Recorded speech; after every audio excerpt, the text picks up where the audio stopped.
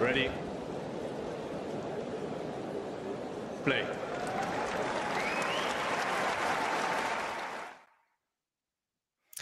Good afternoon, good evening, good morning, as it is here in Central Europe, or at least Central European time. It is 6:23 a.m. Maybe Australian Open aside, if you like, should we ignore that tournament? The earliest I think I've done a pod of this nature. I have no idea whether we'll have 1 or 100 viewers, Vanch, but at least where you are, it's a fairly convenient 9:23 p.m.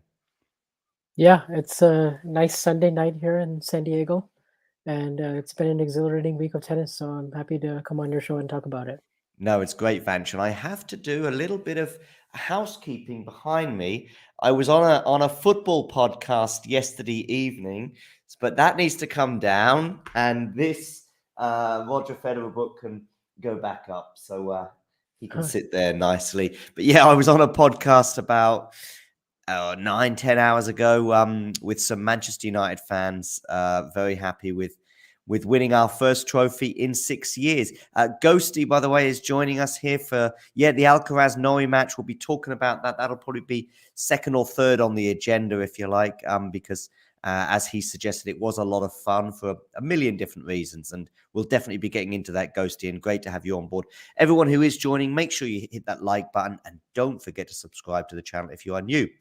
Okay, Vanch, let's get things going, and I think we should start with the WTA 1000 event that obviously took place last week in Dubai. I get myself confused all the time with these various different emirates and countries in the region, but I'm pretty sure it was Dubai where this took place, wasn't it? Yes. The WTA. Yeah, so Krejcikova winning that final in straight sets, but what we had seen before until that final was basically Swiatek doing exactly what she did in Doha the week before, which is basically just beating everyone with the expense of a few games.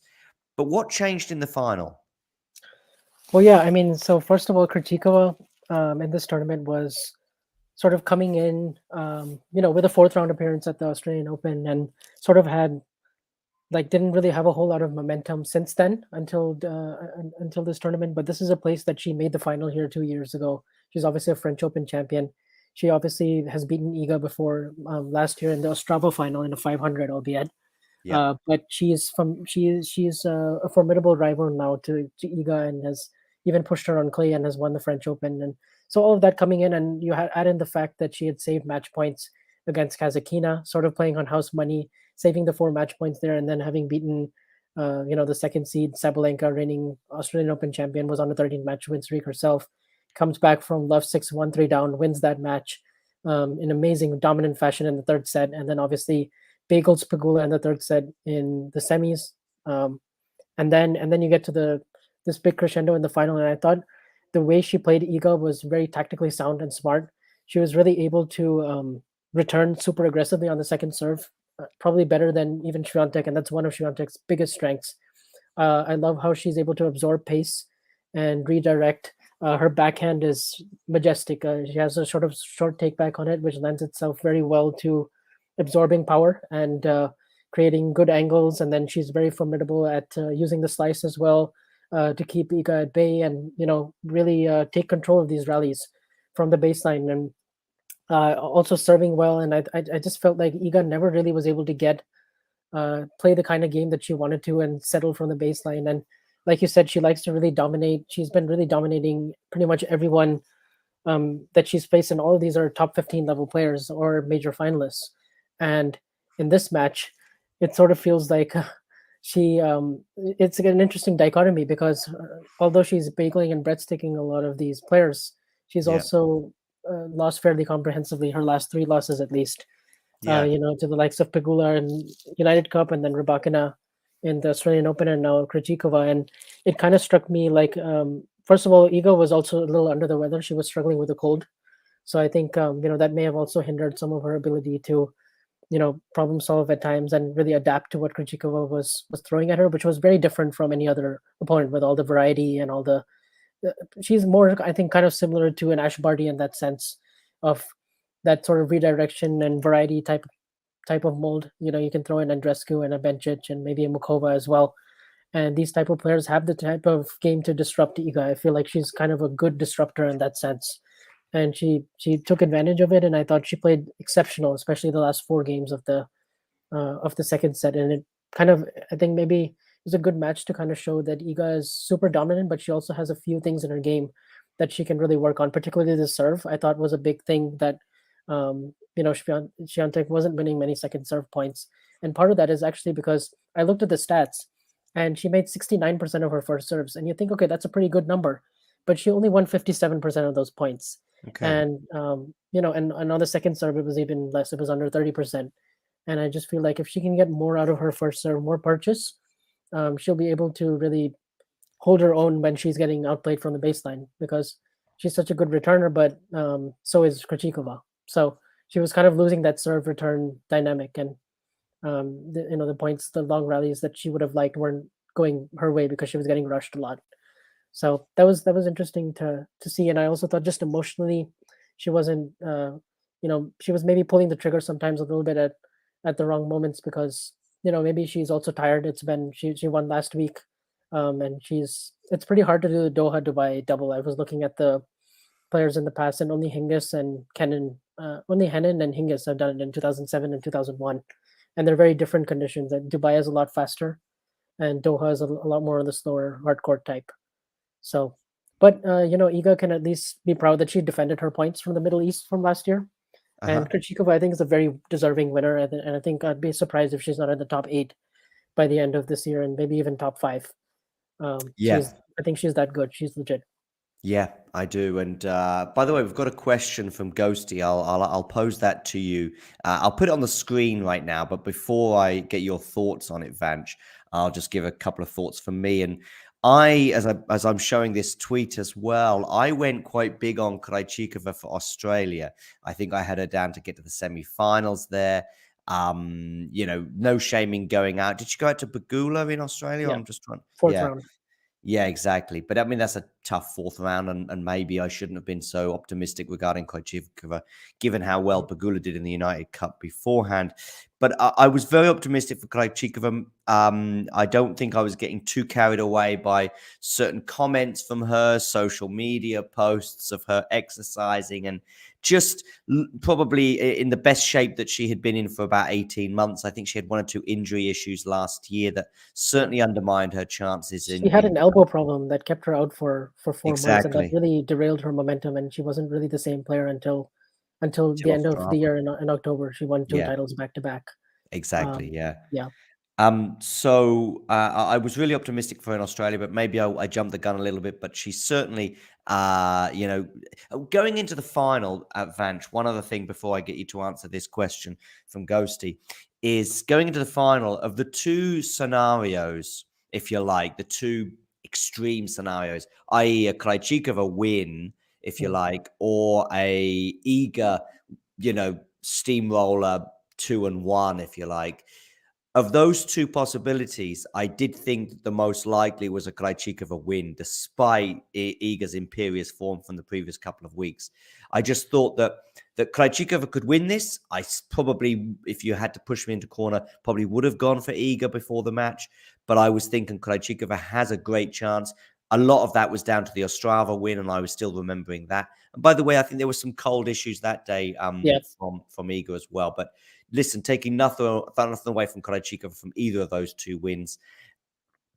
And now, building up to this point here from Ghosty, do you think that there's something about Krejcikova and the way that she plays, or is it just that Krejcikova is capable of derailing Iga? Yeah, I think, like I was saying, she's a good disruptor in terms of, the things that the things that she can do, because there's very few players who have that kind of skills and that kind of skill and talent to redirect as well as she does.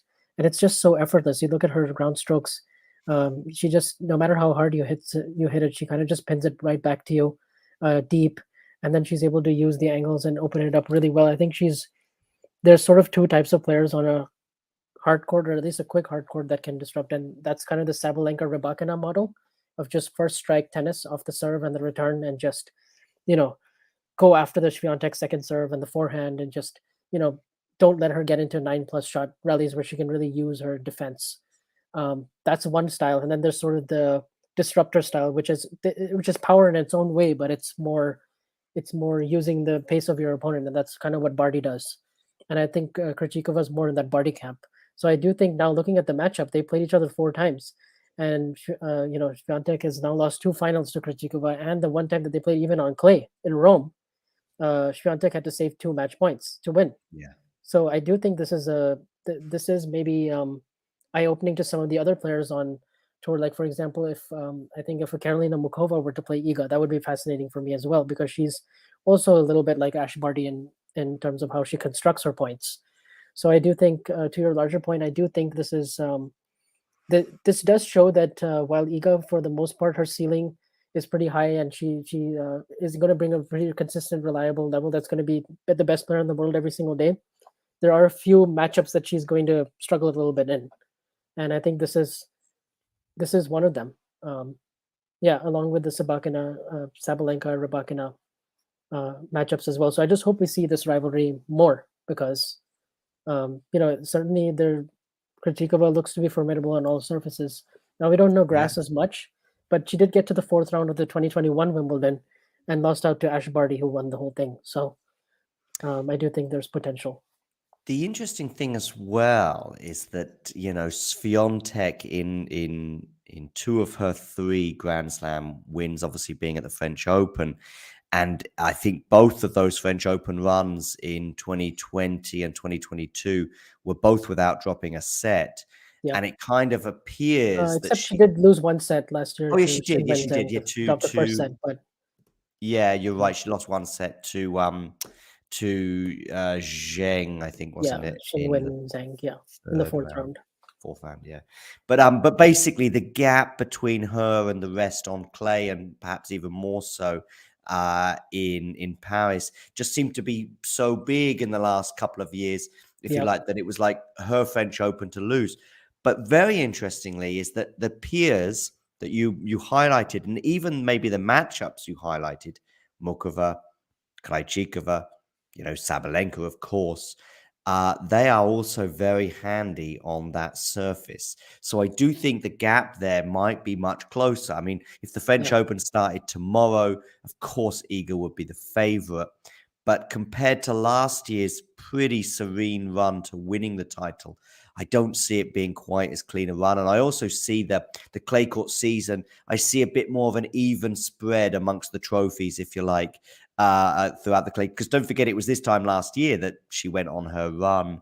I like that you brought that point, because the French Open is kind of, on the women's side, is more of an outlier event. You also have Rome and the French, and they play completely different from Stuttgart and Madrid. Yeah. And in Stuttgart, I remember Samsonova, kind of similar in that Rybakina, Sabalenka first strike tennis type mode, even on a clay court indoors, was able to really push Swiatek to 7-5 in the 3rd, and won a set. And she was one of the very few to win a set in that whole 37 match win streak. So I do think even a Sabalenka, Rybakina, or a Samsonova, or even a Bencic on a really good day can pose some matchup problems for Iga, even on clay. But at Rome and the French, I just think she's maybe a class above the rest of the field. Albeit she'll still have to, she'll still have to keep up that mantle as the favorite, and mentally has to be there for every match, because people are gonna, they're gonna see these one-sided results, and that aura is gonna keep chipping, and the gap is not so. The gap is not as big as it sometimes seems. Because half the battle is sometimes lost before you step on the court, as we've seen with all-time greats. I almost think that sometimes these wins in the last couple of weeks sometimes can set you up for a fall in a way. I think I saw it I'm trying to think who it was in Australia. It might have been Pegula, actually, who was just sort of winning very, very easily. And Iga, too, in the 3rd round in Australia, she beat a Spanish girl like 1-0 or something, or 2-1. There was the Busca match where we thought that Andreescu was going to get there, and exactly, and we didn't have that, and it probably didn't help Iga, and I don't think it helped Pegula in the moments when it, the next round, if you like, for Iga, as it turned out, in the 4th round against Kasatkina. Anyway, listen, back to Krejcikova. Is this the beginning of of something really big, maybe a rivalry with Iga, but even, is she going to win another major this year? I don't know if she'll win another major this year. I like I said, the French Open, Iga still goes in as a pretty big favorite just on that surface. And then on grass, I think there are, maybe some other dangerous floaters and names that can disrupt Krejcikova, even because Krejcikova does have a pretty big backswing on the forehand. But I do think the rest of her game, with all the double success that she has and with how she constructs points, it can lend itself to a good result there. I'm not sure if she'll win the title, but she can certainly go deep at all the remaining three majors. I could potentially, and then as for the rivalry, it's interesting because she is like 5 or 6 years older than Iga.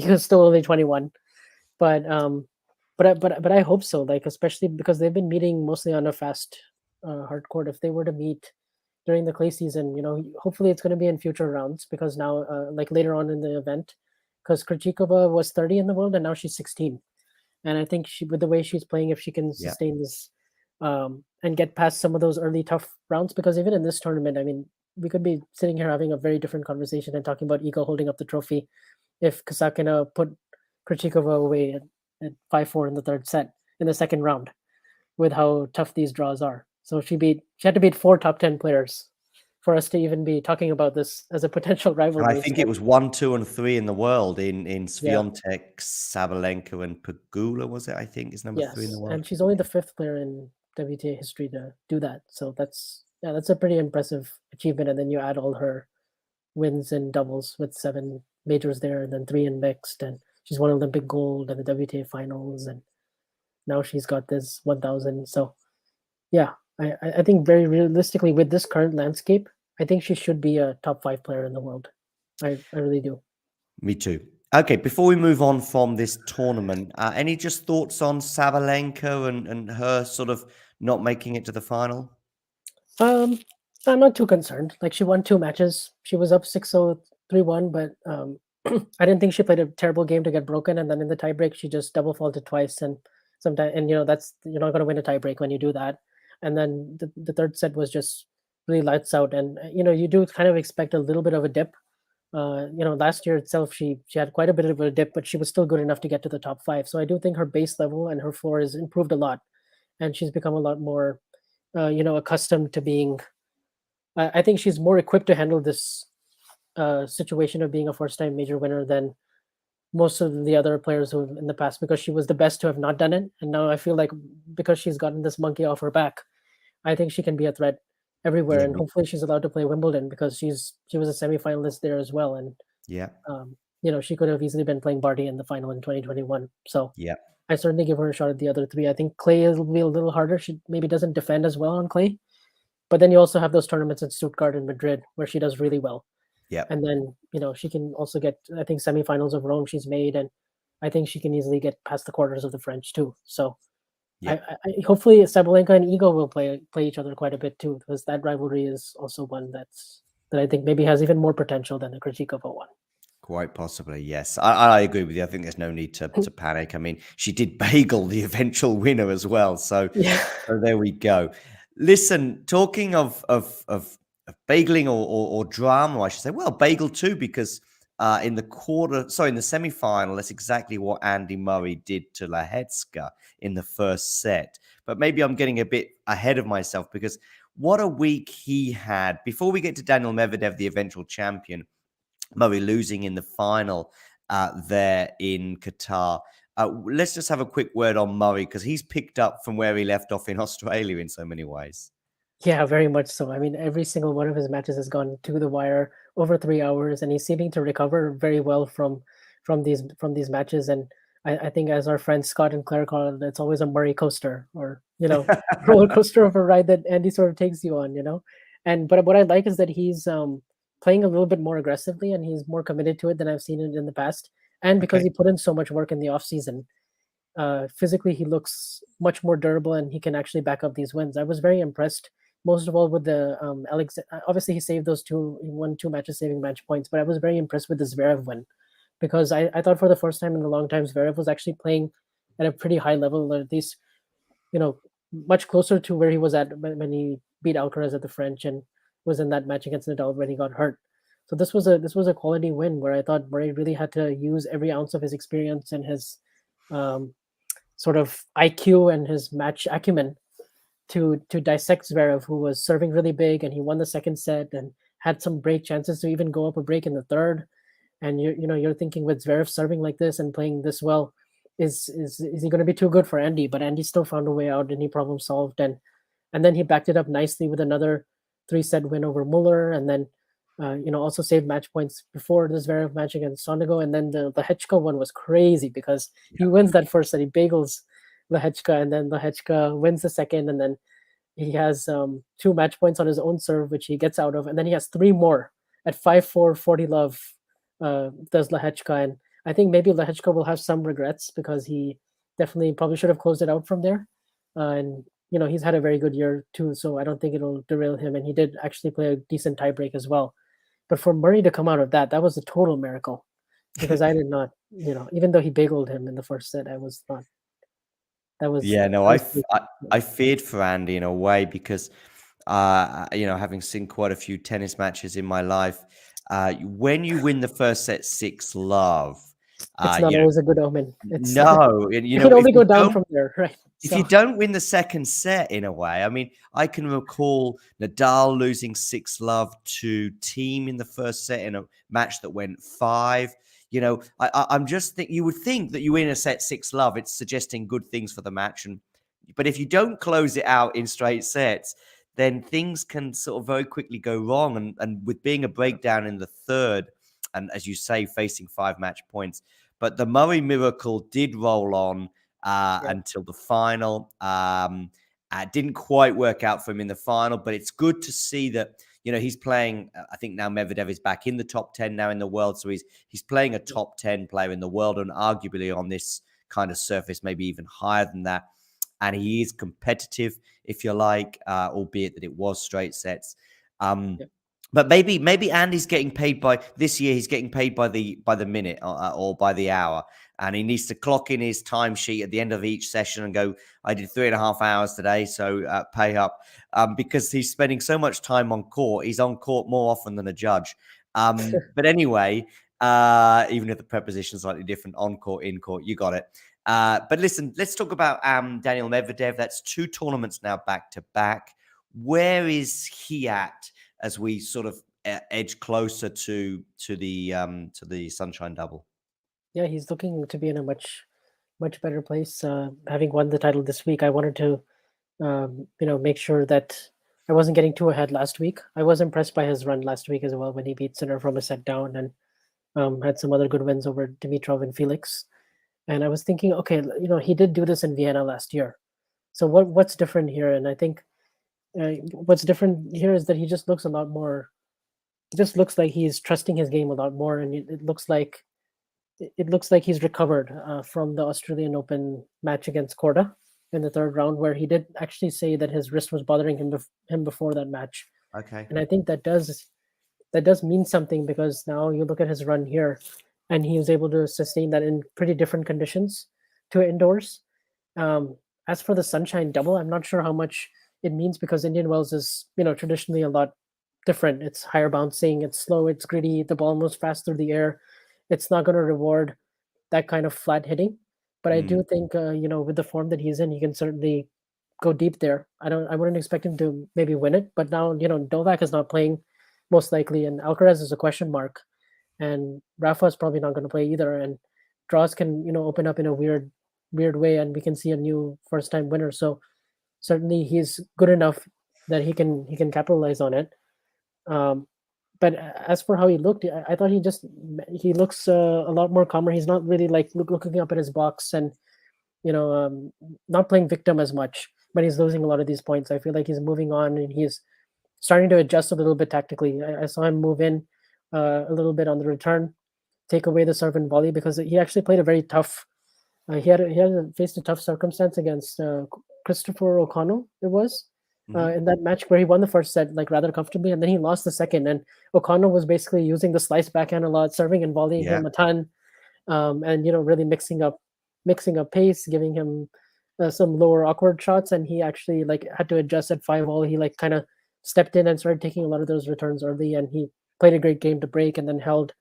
And then I thought Felix was doing better than he did last week against him, and he still managed to problem solve. And it could have gotten complicated even against Andy when he was up a break in the second set, and then Andy came back. And like you said, it wasn't a, even though the score was 6-4, 6-4. I mean, Andy did manage to stay in the match for some time, and even forced Medvedev to serve it out at deuce.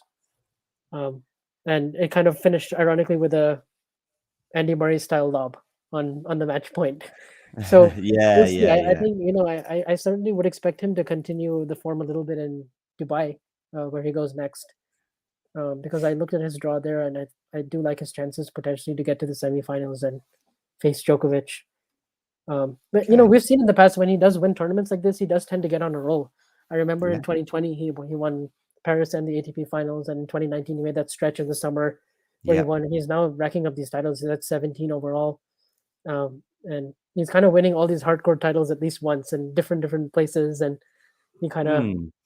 That's a good sign, for his overall career as we look back, because we do often see certain players excel at certain times of the year or certain conditions, if you like. But if he's racking up, as you say, a wide variety of hardcourt titles, that's good for him.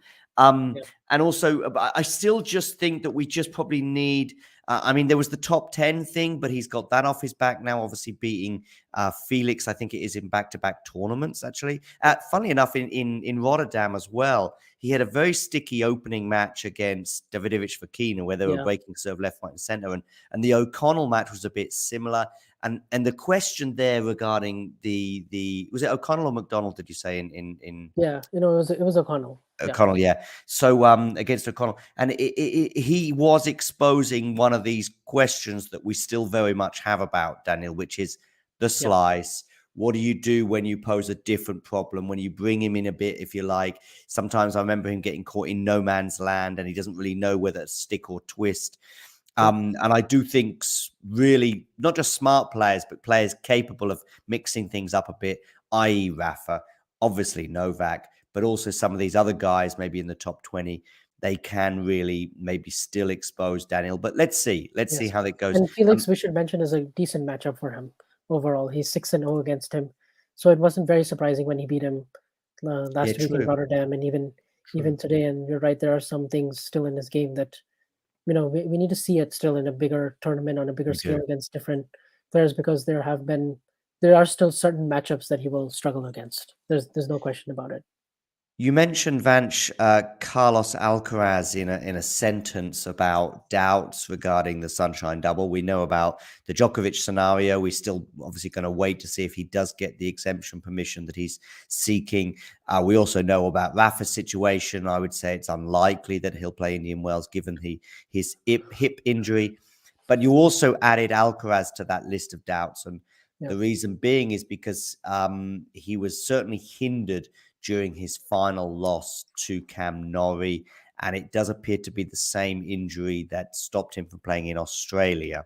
So that is why, if you're wondering why Vanch had him on the list. But let's start with Cam Norrie, and then we'll go in a bit deeper with Alcaraz. How impressed have you been with Cam Norrie the last couple of weeks? Very impressive, because he made, it's not common for Brits to do well on clay, first of all. And this is the first back-to-back final that we're seeing two of the same players in since Djokovic and Murray in Madrid and Rome in 2016. So that tells you how rare that is. And it was a good decision by him to go and play the clay in this South American swing where he'd already played Davis Cup. So, it made sense. And he lost to Alcaraz last week, but this week he had so many brutal matches where he was having to come back from a set down or losing sets. And the man just never gets tired. I feel like he can just run all day. And we know about the lungs, and we know he was literally born with, bigger sized lung than most humans. And then you add in the fact that he is just so difficult to put away because of the discrepancies in his ground strokes with the flat backhand and the loopy forehand. But also he's just getting 5 to 10% better every year, I feel like. And every single time I think, oh my goodness, he can't possibly get better than this. He's maxed out. And then he just surprises you like this, and he's always there. And he mentioned after this match that he didn't even notice Alcaraz's injury, which is crazy. I mean, that's how you're supposed to play an injured opponent. And, just worry about your side of the net. But every single bit of kitchen sink that Alcaraz threw at him in this final, he was still able to withstand all of that. And come out the winner on top, where I think a lot of other players might not have in that situation. So he does deserve a lot of credit. And now he's proven that he can play. He's very surface versatile, because now he's got the Wimbledon semifinal. He's won Indian Wells on hard, and now he's got this 500 on clay. And now that's that's three top 10 wins this year, because he beat Fritz and Nadal at the United Cup as well. So and he's won the most matches of anyone on tour this year. I think his record is 18-3. Okay. So that's that's pretty good. And his only losses are to Alcaraz and Lehechka at the Australian Open, and the Auckland final, which he probably should have won against Gasquet. And he possibly should have won that Lehechka match as well. I mean, listen, Yeah. Lehechka did great, but there was quite a few breaks of serve. There was a moment as well of concern regarding an injury for Cam Norrie, but in that fifth set against Lehechka in Australia, but he never mentioned it. So I guess it was okay. But I think he got maybe some strapping at some point. But yeah, I mean, listen, he said himself that it's a surface where he's not really enjoyed a great deal of success. As you said, Vanch, the British are not that well known for doing super well on clay. Andy Murray obviously getting to the French Open final one year was a bit of an outlier in that. I think I remember Tim Henman getting to the semi-finals at the French Open as well once, but yeah, I can't quite. It must have been a super lucky draw, I would imagine. But anyway, but you're right. We don't tend to have a great deal of success on the surface. But yeah, I've been quite impressed. The only dampener I would say is that both tournaments before they began, I was like looking at both halves of the draw thinking, I don't think there's anybody here that'll beat Cam Norrie. And obviously Alcaraz, if he produces his best, should be making the final. There was a few more doubts before Buenos Aires in terms of it being his first tournament back. And we saw, I think it was Les Loger in the first round, and he did go three sets in that match. But when it came into Rio, again, I was thinking, I think we're going to see the same final again. And I probably predicted the same outcome. Didn't happen. Cam Norrie did win, but there are some circumstances around it. In fact, I was watching it just a few hours ago. I made a few notes in my phone, not just in terms of obviously the injury that Carlos picked up, but the notes I've got in my phone tend to be fairly complimentary about both players. The first set went the way of Alcaraz 7-5. But we did see when it got to the third set, we did see a now hampered Alcaraz, if you like, just no pun intended, but pull out all the shots and all the stops. And in particular, the drop shot. I know he's well known for the drop shot, but even by his standards, there was some just insane ones that just even Norrie, just, you mentioned the lungs and his health and his fitness, but he couldn't get to them. And he was obviously trying to shorten the points, and he was very, very close to winning this match, despite being in the third set. Yeah, there's no way that really he was going to be chasing balls down, if you like, but he was still very, very close to winning this match. Yeah, and he was going all out aggression because he basically didn't have his legs under him, and Exactly. he was having to go big on the serve, go big on the forehand, and he was literally like, there was one game where he just hit 4 winners on the forehand at 3-2 in the third set with Norrie serving up a break. He hits 2 return winners and 2 forehand winners, and he just happened to be in position for those, and he just went for them.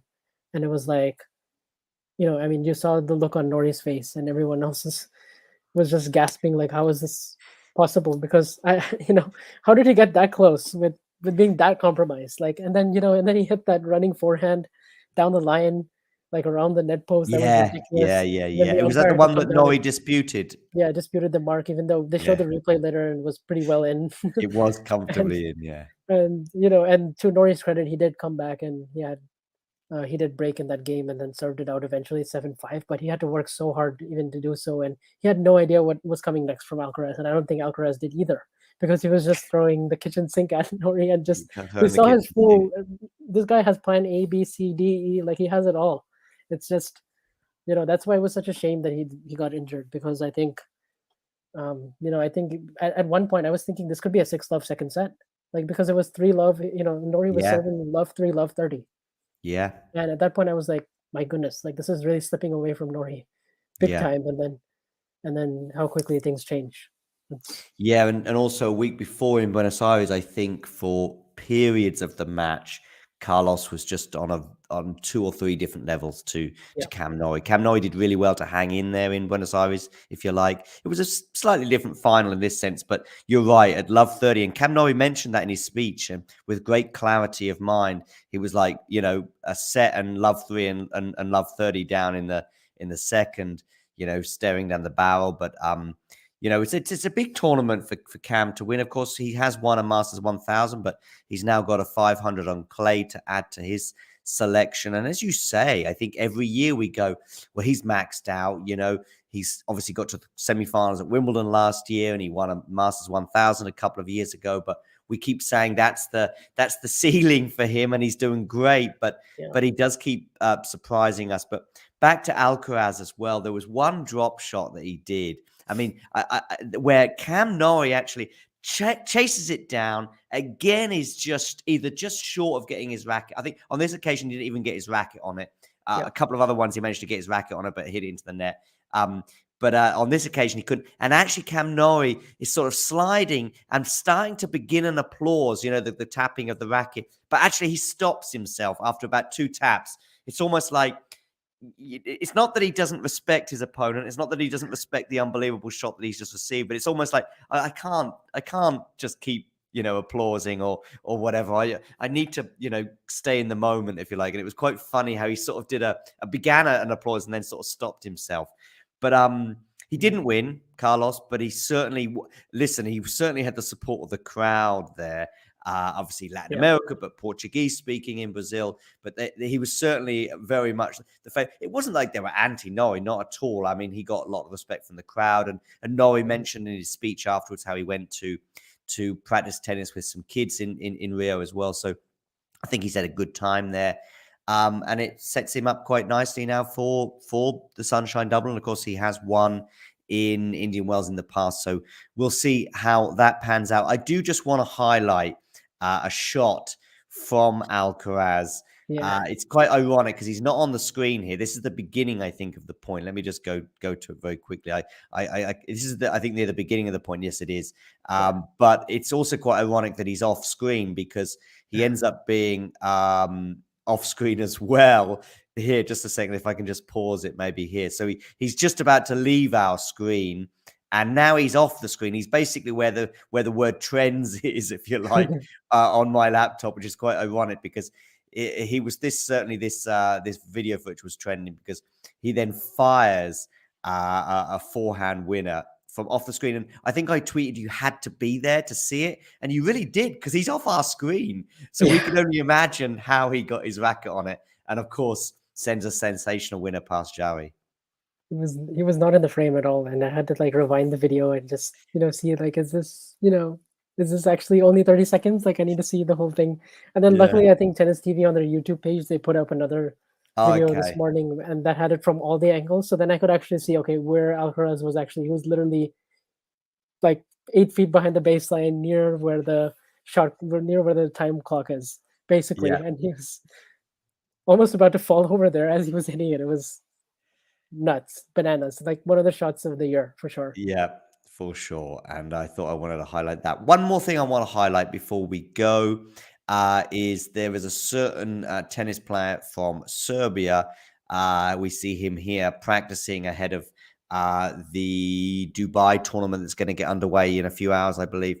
And he's playing tomorrow there. And it's the beginning of his 378th week as world number 1.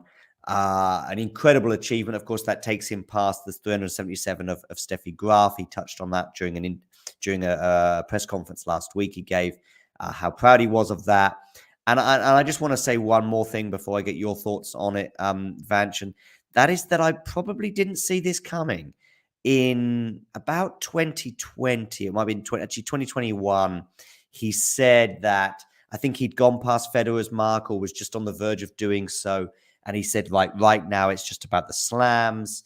And so he, was obviously going to be competing at other big tournaments, but a bit like we've seen with Rafa in the last year or two, that the number 1 sort of goes down the pecking order, if you like, of priorities.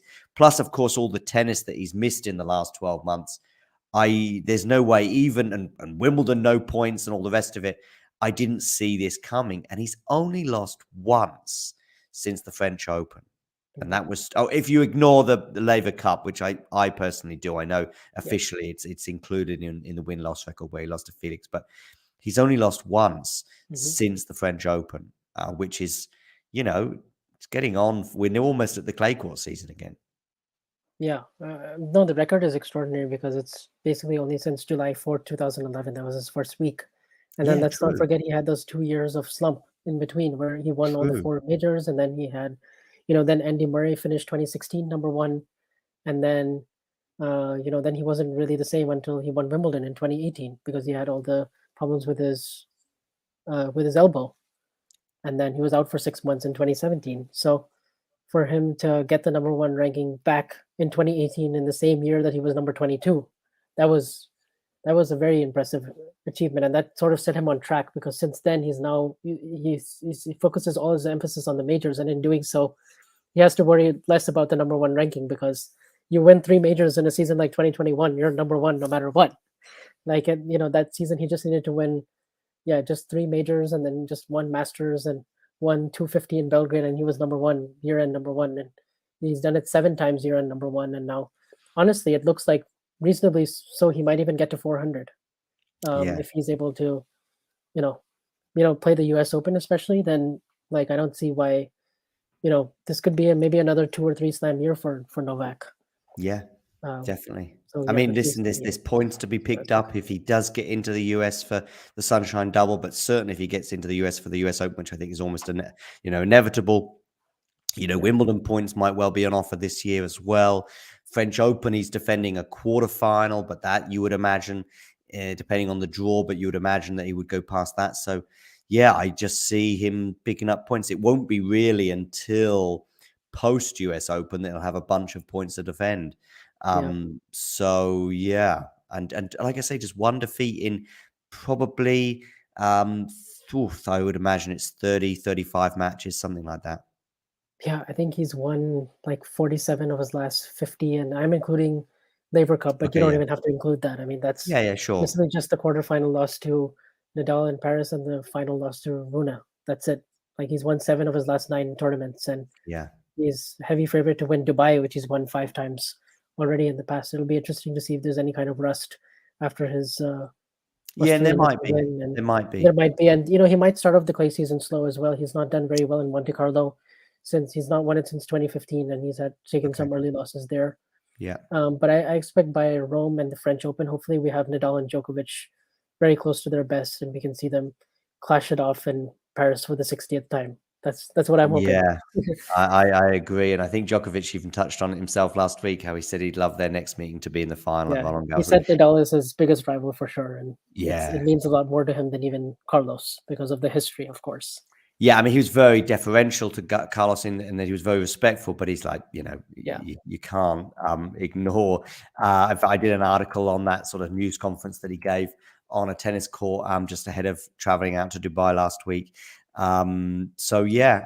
Listen, Novak Djokovic, the steamroller goes on this week. We'll see. He may, he may, he's the favorite. I've got a poll going right now on YouTube, so make sure you get voting in that poll as to whether you think Djokovic. I've got Djokovic or the field in the poll. I'll have a quick look to see how that poll is turning out before I bring this episode to an end. Let's have a quick look at the poll. It is right now saying, actually, interestingly, we've got 2/3 of the people in the poll suggesting that someone else will win in Dubai. Well, we'll see if that turns out to be the case. I understand. I think it was this tournament last year where he went out quite early as well. Trying to remember who he lost to, but he lost to Yuri Vesely. Yuri Vesely as well. Exactly. I think it was in the second round or second match. Anyway. Quarters. But it was still like, that was. But he hadn't played, Australia. He hadn't played in a long time before that. His last match was Davis Cup. That's right. And of course, he had the whole thing with Australia and the deportation before that. So the difference is this year he's coming with having won Adelaide and Australia. Exactly. And he said he's not feeling any pain as well. So make sure you check out the Talking Tennis website. And I've got that article that regarding his possibilities for Indian Wells and Miami. So make sure you check that out. I'll probably share that right now in the live chat before we do bring this to a close. Make sure you hit the like button. Make sure you subscribe to the channel if you are new. Also, you can join us. I've pinned that as well in the live chat. Here's the article on Djokovic, by the way. I'm just posting that. Make sure you give Vanch a follow on Twitter. Vanch, what is your Twitter handle? You can follow me at VanchV2K, and you can also follow me at Tennis and Bagels. Oh, of course, which is, yes. The podcast I have with Andre Rolenberg and Owen, who's in Australia right now. Is Owen still in Australia? Yeah, he's doing a whole semester abroad there. So he's. I he's taking didn't know that. classes I knew he was there for the Australian. Oh, I had no idea. Okay, cool. So he's in a very different time zone. And that's good to know actually, because I was probably just assuming he was back in the US. But okay, great. I must get in touch with Owen. I haven't been spoken to him for a little while. So that's cool. Yes. So Tennis and Bagels is the podcast. Make sure you check that out. Subscribe to that wherever you get your podcast from. And also, as I say, hit a like on this video and subscribe to our YouTube channel. We're also in podcast form as well. And check us out on Twitter and Instagram at Talking Tennis TT. Vanch, big thanks for joining me today. Yeah, thank you so much, John, for having me. I love these chats and love analyzing what's going on in professional tennis. And yeah, happy to do it anytime. Great, Vanch. Thanks very much. I will give a little 15-second video just to remind you, you all know what to do, and this is what you have to do. If you enjoyed this video, make sure you hit that like button. Don't forget to subscribe and click that notification bell so you don't miss out on all things tennis.